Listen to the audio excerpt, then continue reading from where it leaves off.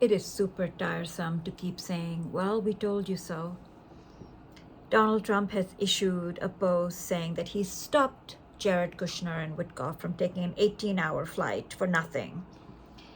Iran was telling you they were not going to negotiate, especially not with these two bozos.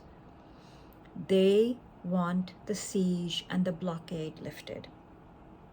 Iran has said over and over again, their foreign minister went to Pakistan for pre-scheduled bilateral conversations with Pakistan, and then Mr. Arakchi and his team were going to Oman and then to Russia. And now Mr. Arakchi has arrived in Muscat. How many times did they have to say, we are not going to negotiate face to face with the US, lift the blockade? But Caroline Leavitt was giddily announcing the departure of Witkoff and Kushner to Pakistan. Giddily announcing that. While Iran was responding over and over again that no, we will not negotiate. Lift the blockade and then perhaps we can talk. Donald Trump is desperate for an exit, absolutely desperate. It's not going to happen on his terms. That's what diplomatic negotiations are about. They're about a compromise. He wants everybody to believe that Iran is going to surrender. Does it look like they're going to surrender? Moreover, more damaging to the stature of the United States is what NBC is reporting today. Iran caused more extensive damage to US military bases than publicly known. American military bases and other equipment in the Persian Gulf region suffered extensive damage from Iranian strikes that is far worse than publicly acknowledged and is expected to cost billions of dollars to repair, according to 3 US officials, 2 congressional aides, and another person familiar with the damage. The Iranian regime swiftly retaliated after the Trump administration attacked on February 28th, hitting dozens of targets across US military bases in 7 Middle East countries. Those attacks struck warehouses, command headquarters, aircraft hangars, satellite communications, infrastructure, runways, high-end radar systems, and dozens of aircraft, according to US officials and an assessment by the American Enterprise Institute, a conservative think tank in Washington, D.C.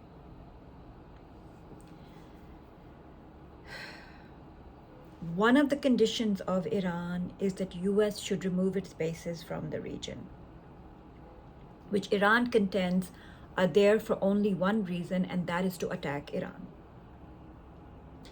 Well, Trump and Netanyahu's foolish attack on Iran has now accomplished this. It will take decades to rebuild these bases and billions of dollars. Billions.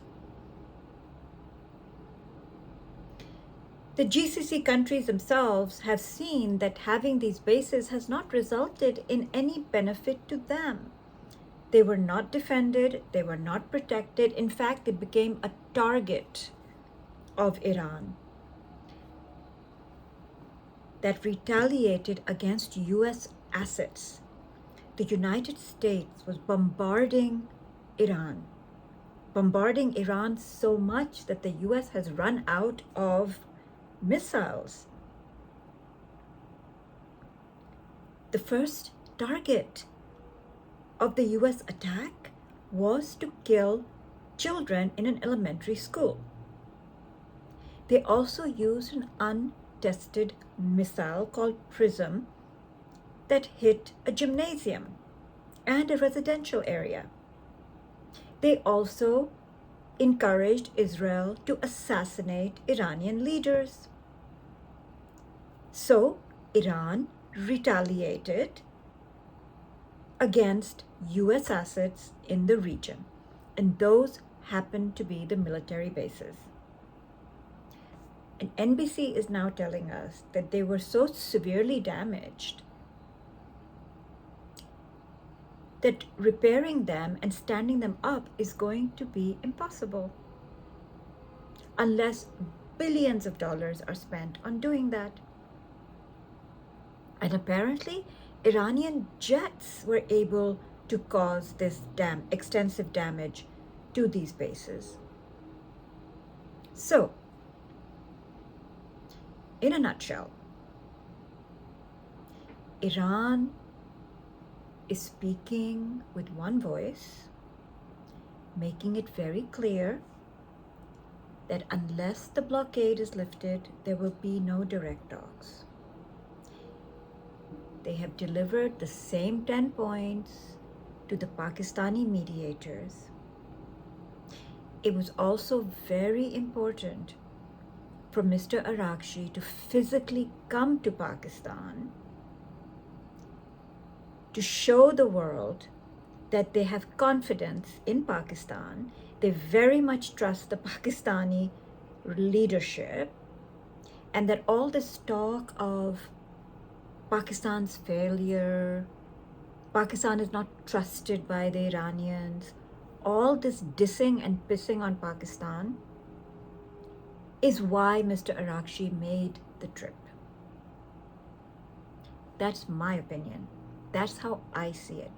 But didn't we say there would be no talks, and moreover, they would not sit down with the same two bozos who got them in this situation in the first place?